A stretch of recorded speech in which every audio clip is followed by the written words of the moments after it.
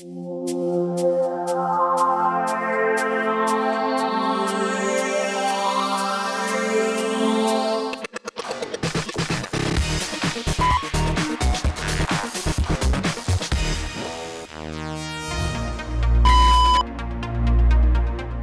are challenges.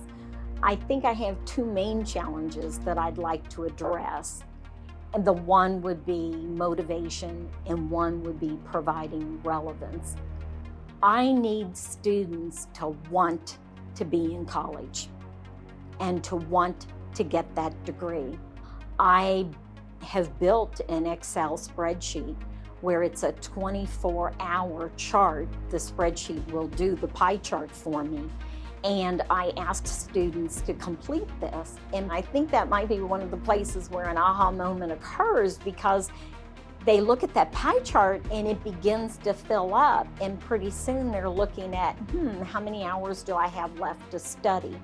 And so you're trying to help them identify that there is a segment of time that they're going to need to study if they want to manage their time properly, which gets me to that second challenge, and that's to providing the relevance in the classroom. Okay. You're going to look at that based on... In mathematics, we have a lot of formulas, and that's not usually an appealing idea to my students.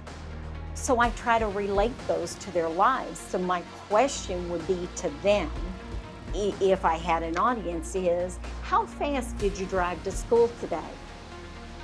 Well, they all enjoy saying things like 80 or 90 miles per hour, and I let them run with it if that's what they want to do.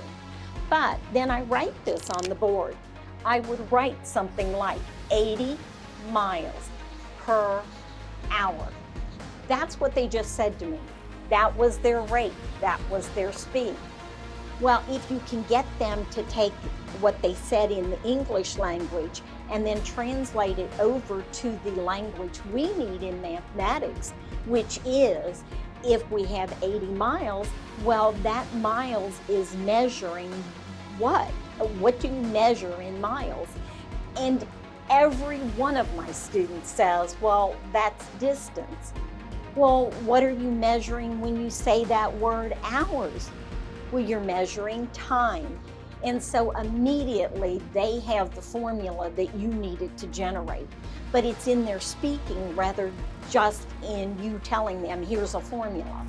I work on the relevance and trying to understand where did that formula come from. So that's kind of a technique I like to use in my classroom to help students reduce the memorization and increase the understanding of what's happening.